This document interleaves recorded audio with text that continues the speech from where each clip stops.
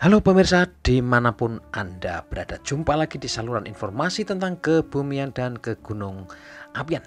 Terima kasih untuk Anda semua yang terus menonton konten-konten di channel ini. Semoga Anda semua sehat, selamat, tak kurang suatu apa.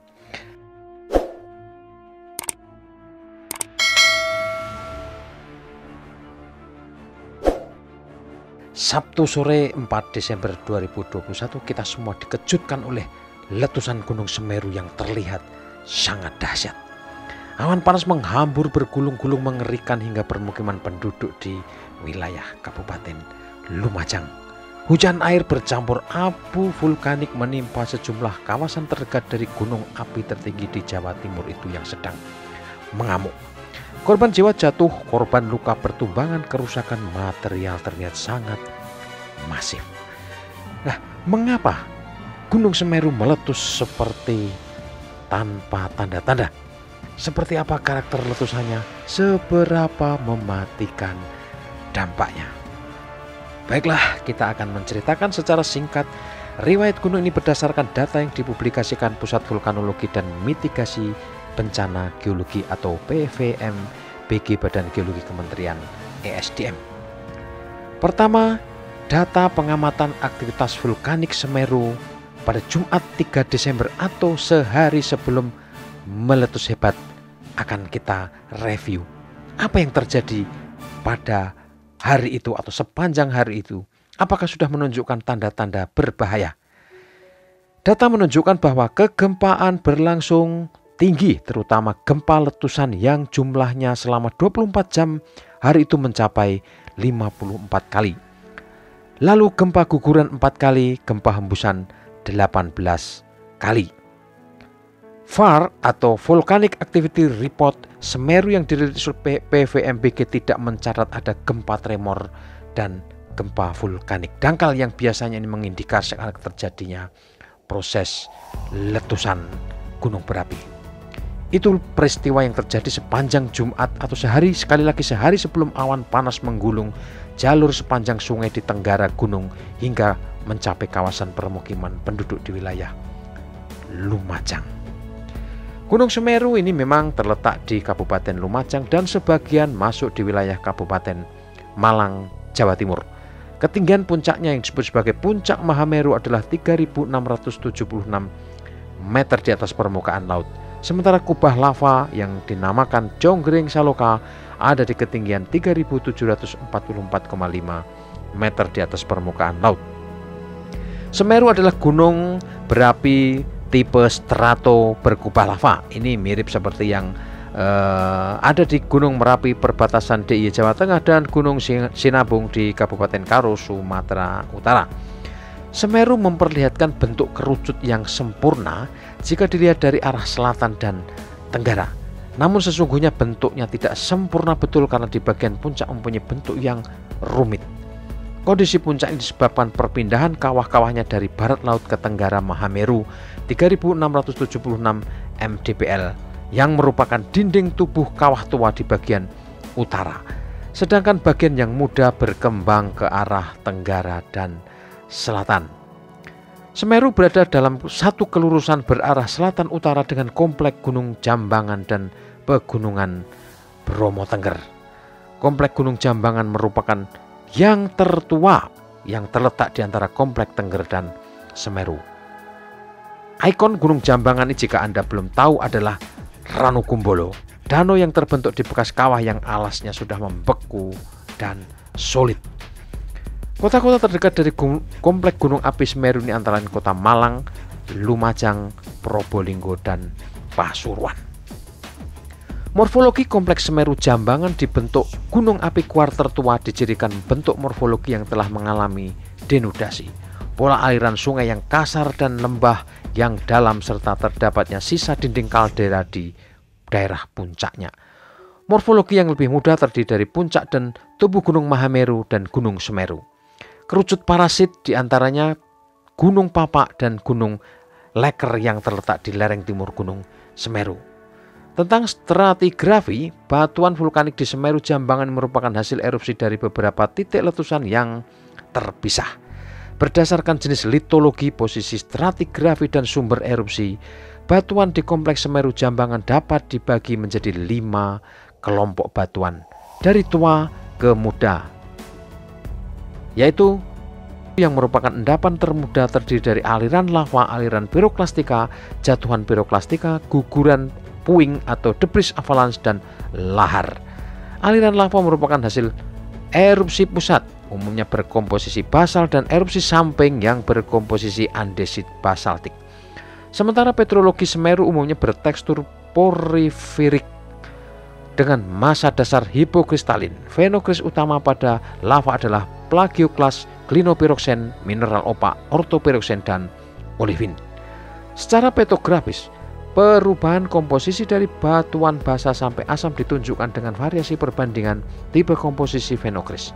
Umumnya olivin lebih banyak terdapat pada basal dan andesit basal, sedangkan ortopiroksen lebih banyak pada andesit asam. Amfibol hanya ditemukan pada dasit lava tua Gunung Acek-Acek. Nah, pemirsa, lantas apa dan seperti apa karakter letusan Semeru? Aktivitas Semeru terdapat di Kawah Jonggring Seloka yang terletak di sebelah tenggara puncak Mahameru. Letusan Semeru umumnya letusan abu bertipe vulkanian dan strombolian yang terjadi 3-4 kali setiap jamnya. Letusan tipe vulkanian dijadikan dengan letusan eksplosif yang kadang-kadang menghancurkan kubah dan lidah lava yang telah terbentuk sebelumnya. Selanjutnya terjadi letusan bertipe strombolian yang biasanya diikuti pembentukan kubah dan lidah lava baru. Pada saat terjadi letusan eksplosif biasanya diikuti oleh terjadinya aliran lava panas yang mengalir ke lembah-lembah yang lebih rendah dan arah alirannya sesuai dengan bukaan kawah dan lembah-lembah di Semeru. Arah bukaan kawah Gunung Semeru saat ini mengalir ke arah tenggara atau mengarah ke hulu sungai atau besuk kembar, besuk bang, dan besuk kobokan, atau orang setempat juga menyebutnya curah kobokan. Letusan Semeru mulai tercatat secara resmi di arsip kolonial pada 8 November 1818. Sayang PVMBG ini belum mendapatkan riwayat lengkap seperti apa letusannya waktu itu. Beberapa prasasti dari masa kuno pernah menyebut letusan Mahameru, tetapi tidak ada detailnya.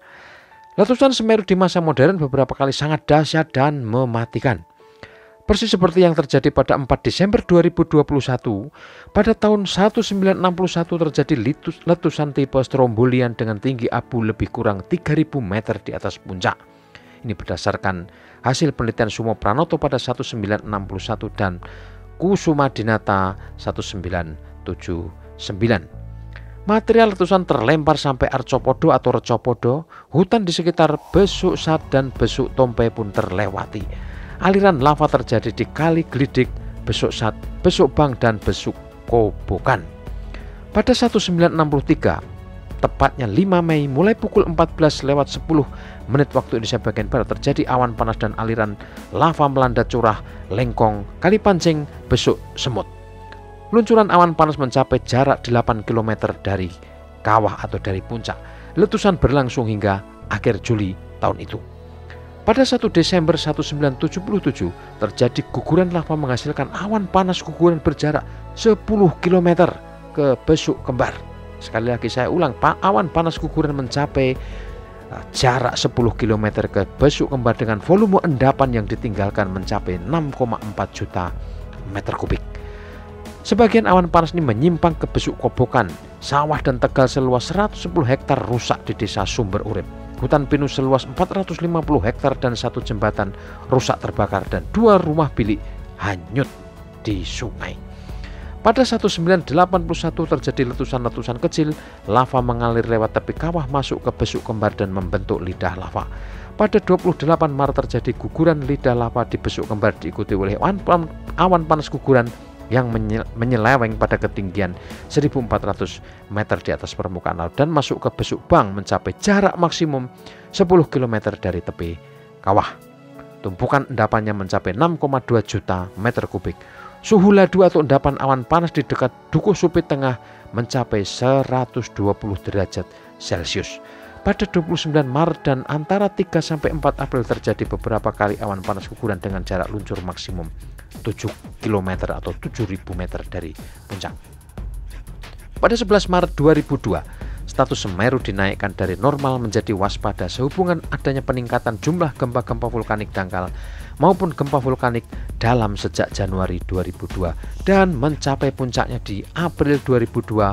Masing-masing terjadi 10 dan 57 kali gempa vulkanik dangkal. Terjadi peningkatan gempa tremor harmonis seri pertama di Maret 2002 sampai dengan Juni 2002. Guguran lava pijar pun ikut meningkat secara tajam sejak April 2002, yaitu tercatat sebanyak 610 kali hingga Agustus 2002 mencapai 484 kali guguran lava pijar. Namun sejak September hingga Desember 2002 menunjukkan penurunan. Pada 30 November 2002, awan panas guguran berjarak 5.000 meter memasuki bagian hulu Besuk Bang. Penurunan guguran lava pijar digantikan kemunculan aliran awan panas yang cukup signifikan di Desember 2002 yang mengikuti munculnya kembali seri kedua gempa-gempa tremor harmonis yang berlangsung sejak Agustus 2002. Gempa-gempa tremor harmonis ini mencapai puncaknya di bulan Desember 2002 dan sampai 3 Januari 2003 telah terjadi beberapa kali gempa tremor harmonis dengan amplitudo maksimum 4 mm. Awan panas terjadi 13 Desember memasuki bagian hulu Besuk Bang dengan jarak luncur 5.000 meter. Pada 16 Desember awan panas kembali terjadi memasuki hulu Besuk Kembar sejauh 4.000 meter. Awan panas berikutnya 25 Desember memasuki bagian hulu Besuk Kobokan sejauh 5.000 meter atau 5 km dari puncak. Pada 28 Desember dua kali terjadi aliran awan panas guguran, yaitu pada pukul 17.26 dan 17.30 memasuki bagian hulu Besuk Kobokan dengan masing-masing sejauh 4 km. Pukul 19 waktu Indonesia Barat pada 29 Desember 2002, satu seri aliran awan panas guguran turun memasuki Besuk Bang sejauh 9.000 meter atau 9 km mendekati Dusun Supit Timur di sisi barat Besuk Bang dan Dusun Rawabaung di sisi timur Besuk Bang, masing-masing di ketinggian 750 meter di atas permukaan laut. Dusun Supit Timur terletak di punggungan yang terjepit di pertemuan antara Sungai Besuk Bang dan Besuk Supit. Aliran awan panas berikutnya terjadi pada 30 Desember 2002 pukul 07.20 memasuki Besuk Bang sejauh 2.000 meter dan kembali terjadi pada pukul 10. Awan panas guguran memasuki Besuk Bang sejauh 2.000 meter atau 2 km lagi. Sejauh aktivitas tahun itu tidak menelan korban jiwa maupun kerusakan rumah atau fasilitas umum, baik di Dusun Supit Timur maupun di Dusun Rawabaung yang posisinya paling terdampak. Pagi hari pada 30 Desember 2002, Dusun Supit Timur telah dikosongkan oleh sebagian penduduknya, terutama anak-anak dan orang tua berusia lanjut. Jadi terjadi rentetan selama beberapa pekan, bahkan mungkin memasuki 2 bulan. November, Desember, dan masuk ke Januari ini, aktivitas Semeru pada 2002 ini tergolong tinggi, namun sudah ada persiapan mengantisipasinya sehingga pada waktu itu tidak ada laporan korban jiwa maupun korban luka. Nah, peristiwa pada Sabtu 4 Desember 2021 pukul 15.00 ini memang sangat besar ya. Tercatat di data Volcano Activity Report Semeru pada Sabtu 4 Desember 2021 itu durasi awan panas guguran mencapai 5.160 detik. Jadi ini sangat panjang dan bisa dilihat di video itu betapa awan panas guguran itu bergulung-gulung tinggi dan mencapai jarak yang sangat jauh dan kita turut prihatin atas jatuhnya korban jiwa, korban luka maupun korban material. Semoga bisa segera dikondisikan secepat mungkin. Demikianlah pemirsa, letusan Gunung Semeru sudah terjadi berulang dan mirip seperti yang berlangsung akhir pekan di minggu pertama Desember 2021. Jadi letusan dahsyat ini bukan kali pertama dan bukan satu-satunya. Kita berdoa dan berharap semoga semua yang ada di daerah bahaya letusan Merapi diberi keselamatan, segera dipulihkan segala sesuatunya, yang luka disembuhkan, yang meninggal dilapangkan jalannya. Pengetahuan tentang karakter gunung berapi, apalagi bagi Anda yang tinggal di sekeliling gunung berapi, rasanya wajib dan penting untuk diketahui untuk keperluan mitigasi kebencanaan geologi seperti peristiwa di Semeru ini. Semoga informasi ini bermanfaat untuk Anda dan kita semua. Salam tangguh, salam lestari, salam budaya, dan salam sehat.